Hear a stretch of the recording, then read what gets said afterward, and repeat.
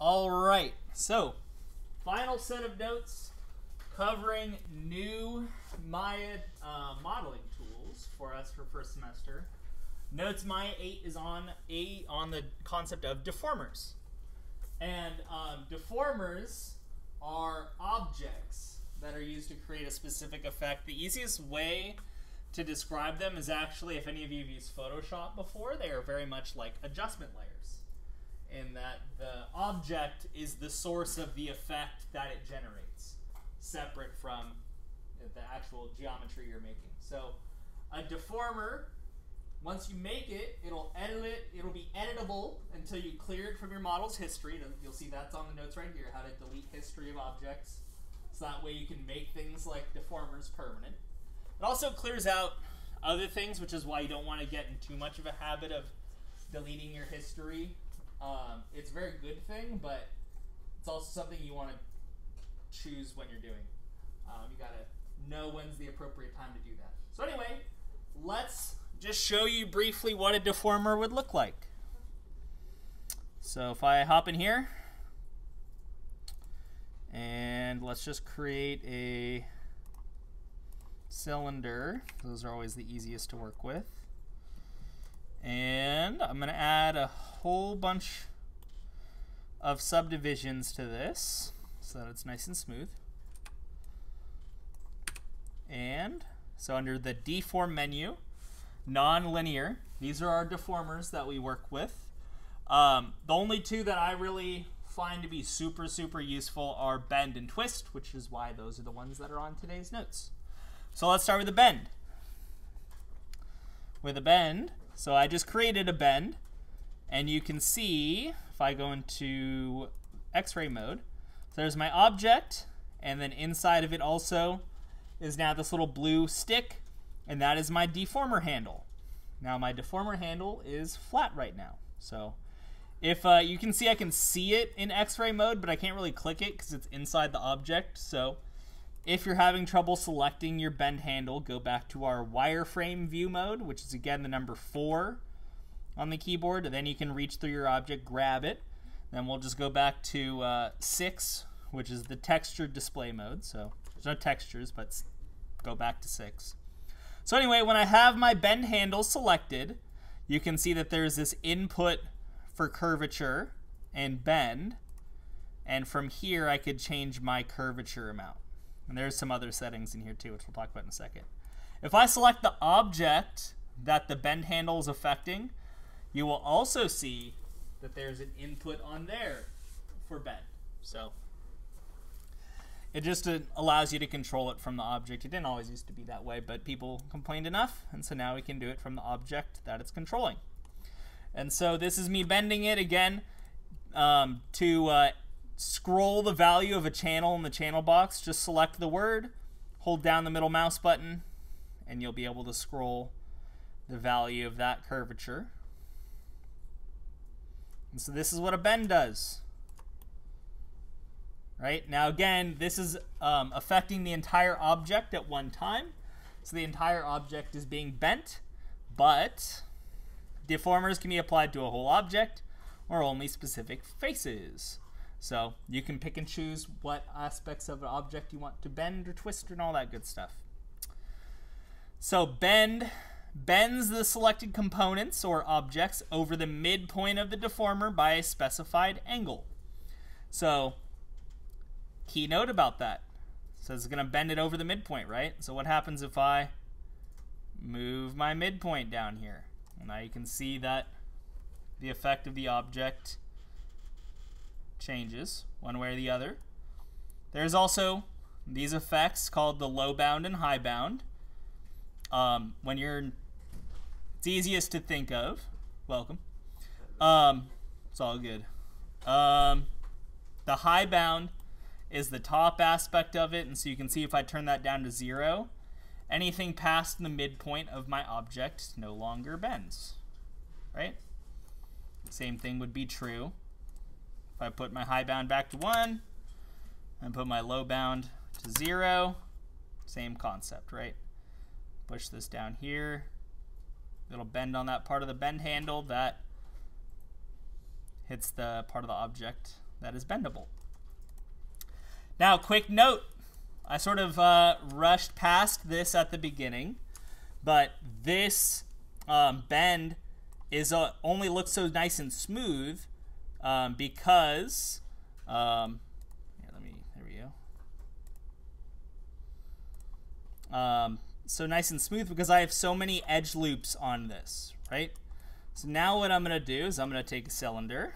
We'll stretch this out again. Whoops. Move this up and back over here, get out of the way. So now I'm just going to add 3 subdivisions height. Let's do 5 actually. Okay. So not many, right? This had 24, this only has 5. So now if I go add my bend deformer, and I click on this, go to bend, curvature. So I have all the same controls. It's just, you know, quite obvious where the bends are occurring on our object, right?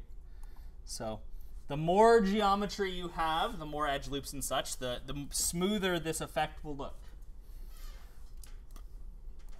And because I do want to show it off for the video, so let's pull this up here. And let's increase my subdivisions. And then I'll just grab half of them. And then if I bend here, you can see my bend handle, much tinier. And then if I increase my curvature, see how it's also going to bend from the bottom, right? So this would be one of those times where you would want to set my low bound to 0. Then that way I can move this down, although at a certain point, right, those vertices are no longer affected by the bend. So even if I push the handle down there, it stops bending things.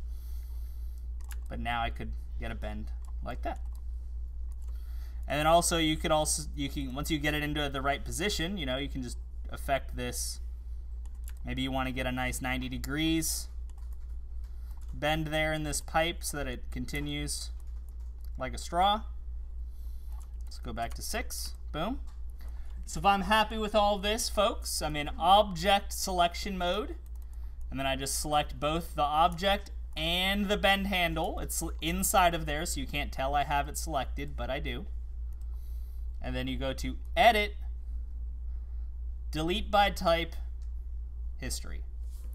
So don't do delete all by type. Again, like I said, delete history is a very good thing, but if you do it at times when you're not expecting it to, you might come back and find things from your history missing that you expect to be there. Also, I would just say as a personal ask, you don't really have too many needs to delete your history, and I need your history to help you figure out what you've done wrong when people make mistakes. So don't just like randomly clear your history unless you have a reason to, is basically what I'm saying. Because if I just come over and your object is barren of history and you're like, what did I do? I'm like, I don't know. Maya doesn't know either. So just be careful when you're doing this, but we're all good here. I'm going to lock this in. Now my object is permanently edited. Oh, I got ahead of myself because I didn't even discuss what happens when you move the bend handle. So these two are still related to one another. Here, I'm going to come to my smoother one. So let me come to this one. And you can see here, as I move the bend handle away from this shape, it's changing how it's deforming this. So now, not only is it bending these, but it's also spreading out these edge loops proportionally as I move this handle away, so that it continues the same shape, but with that geometry. And obviously, the farther I do this, the more you're going to see the obvious little sequencing of where your edge loops are. Although this is a very smooth object, so it looks nice. Same thing is true of the opposite direction. If I take the object and move it away from the bend handle, you will see how it does essentially the same thing, except now the object's moving away from the handle. So make sure you lock in your deformations, your deformers, before you start moving things about. If you notice that your shape is deforming as you move it, it means you didn't delete the history on the object. So there's still stuff to control the deformation. Okay. So that's bend and deleting history. So let me just go back down here and I'll review what I said. So the process when you're doing this, figure out if you're deforming the whole object or just some faces. Apply your deformer, so pick either twist or bend. Again, that's from the deform menu, which is a little off to the right from mesh tools, which is the farthest right menu we've really used. And then in the channel box, you'll see that little input for bend, some number, depending on how many you've done in your scene. And then you'll change, in that case, the curvature for the bend. For the twist, which I'll show in a second, you'll change one of either the end or the starting angle or both. But you'll just change the settings of that as needed. When you're done, just make sure you select both the object and the deform handle and delete the history of those so that they get locked in. Okay, let's talk about twist. So twist, if we make another cylinder, and I made a lot of edge loops again. And so what I'm gonna do, make things easy on us, I'm gonna take a couple face loops here. I don't want, hold on. I don't want these. I'm trying to make it easier for you to see how the twist is going to work. So now I just have these faces selected. I'm going to extrude out a little bit on them. Okay, cool. So I have this object that I want to twist. I have it in object mode, nonlinear, twist. Now, luckily, because my thing is running vertically, it automatically makes the twist handle vertically, but sometimes you need to rotate the twist handle 90 degrees before you can mess with it, so consider that. But just like there is bend, there's also twist, and again, this will be on the object that is affected also. So there's the high bound and low bound, just like we showed on the bend. That will change this, so let me change my... no, I'll do that in a second. So then my end angle, so you can see it's spinning there, right? But I can also reduce my high bound, right? And then it's not going to rotate or twist over the entire length of the object, just for a shorter period of it. So again, that's because I lowered my high bound. I'm going to put this back to 1. But there you can see the effect of the twist, right? This cool design bending around this. Again, this happens because I have so much geometry, so it can make it nice and smooth. If you don't have a lot of geometry, it ain't gonna look good. So it'll just look more blocky. So it's not gonna look bad. Depends on if you consider that bad. All right, so let's talk about the last bits and pieces on here before I show you the assignment. So two other things that don't really have a decent home on any of my notes. So we have freeze transformations here. So if I, let's see, let's say we're liking this one. So let me go delete my history. I have both of them selected. Great. And this object is going to live up and over here, and we're gonna leave it. Let me do some wacky rotations. So I got some wacky rotations on it, right? Just scale it out. So this is my object. Now, what if I just want to flip this object as it is 90 degrees? I just want to flip it 90 degrees without having to do any funny math over here, because this thing has been spun in all 3 axes. Well, we have the technology. So under modify, here's our good friend center pivot, and his neighbor, our new good friend, freeze transformations. So now you can see my channel box, all of my info gets reset. And then if I wanted to do things like discretely rotate this 90 degrees from where it's at now, I can make those decisions much easier. So, well, the translates don't really matter that much, but the rotates, it definitely helps a lot. As well as the scale, because now my scale factors are all set back to 1 again. So if I reset any of these, it's going to go right back to its new default, which is this shape. So that's freeze transformations. May become useful for you when we're doing our stuff next, well, 2 weeks from next week-ish. So final one. This one is called cleanup. This is the how do I figure out where I screwed up tool.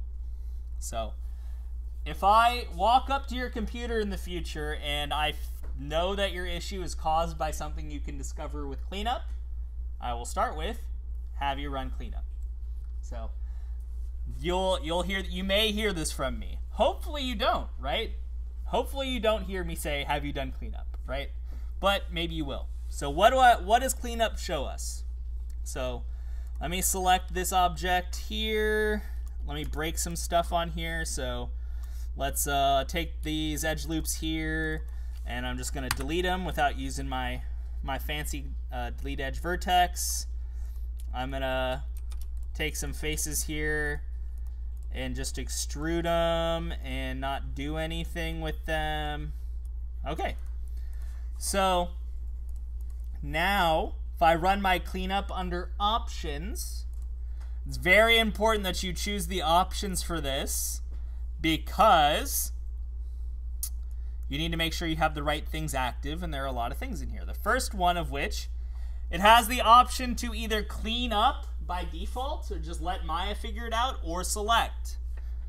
It probably sounds really cool, like, oh yeah, Maya's gonna figure out the problems and fix it for me, sick.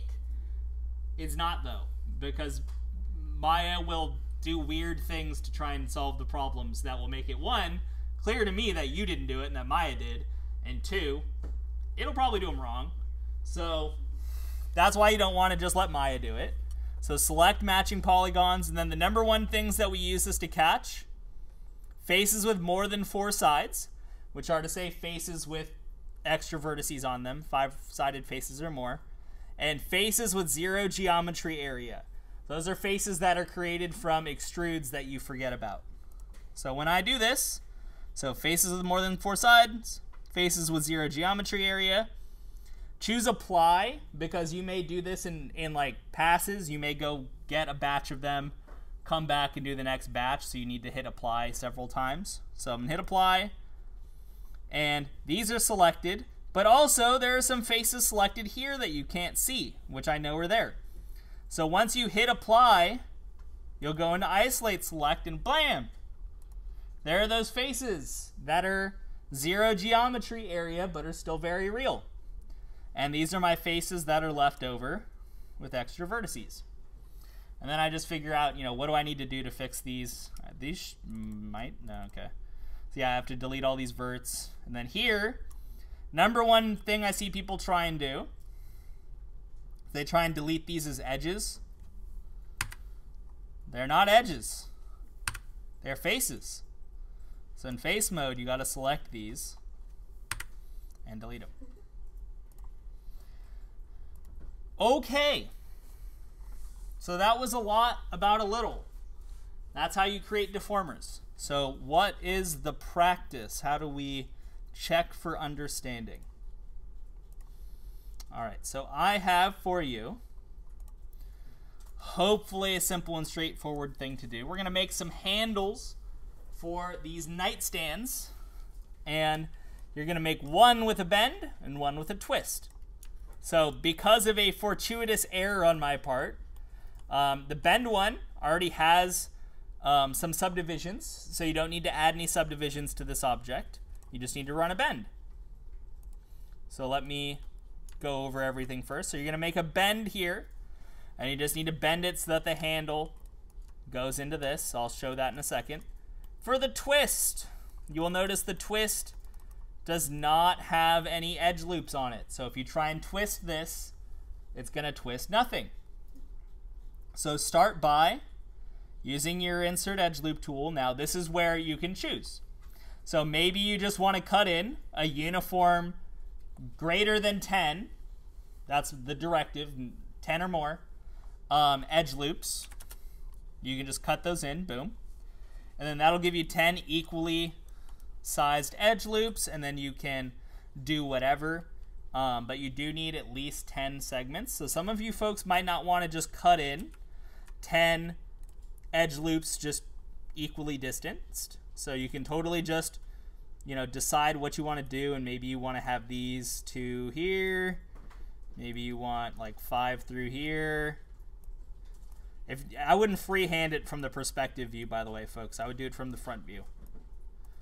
And you can do something like this, right? You know, something a little bit more designed in how you add the edge loops, you know, whatever works for you. You do want to add at least 10 edge loops. So I think I'm actually short 1.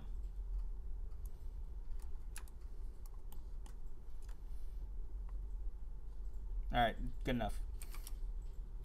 Like I said, if you're gonna do what I did, where you're freehanding it, definitely do it from your, in this case, side view, I guess. So, because you can see, I did pretty good. I'm gonna give myself marks for, you know, doing it at an angle, but these aren't exactly equidistant, nor are they exactly centered. I'm not gonna grade you down on that. I'm just saying, like, aesthetically, I'm noticing that. So, anyway, make some kind of design that will be visible. You're gonna need to extrude some fashion of these. So let's say I'll do this ring, this ring, this ring, and then this ring, this ring. And I'm gonna extrude, and we'll pull this out a little bit.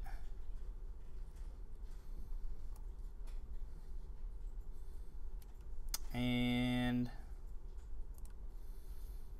then what do I want to do here?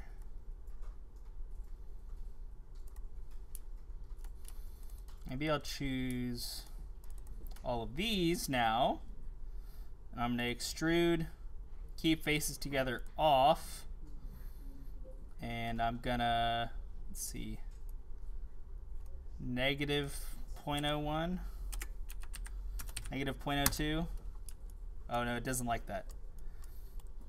That's gonna give me black faces. Okay. We'll go +0.02 then. +0.01? I don't know. I'm just creating a design here, folks. Okay. Boom. I got that now. Okay. Let's get -0.01. How does that look? Yeah, there we go.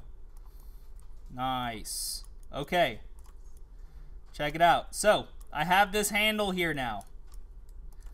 Now I'm just going to go ahead and add a nice non-linear twist. This is what I was talking about earlier. Bend handles coming in vertical. Rotate tool. Let's get that thing bent down. It's showing me rotate X, so we'll rotate that 90 on the X. Twist handle. I'll leave my start angle alone. I'll flip my end angle. I don't know, 270 seems like kind of a lot. I think maybe I'll just do 120-ish. Yeah. So then now you can see I have this twisty design on here. I'm literally just gonna like be clicking on your objects and seeing if your edge loops are being twisted. That's generally how I'm gonna check it out.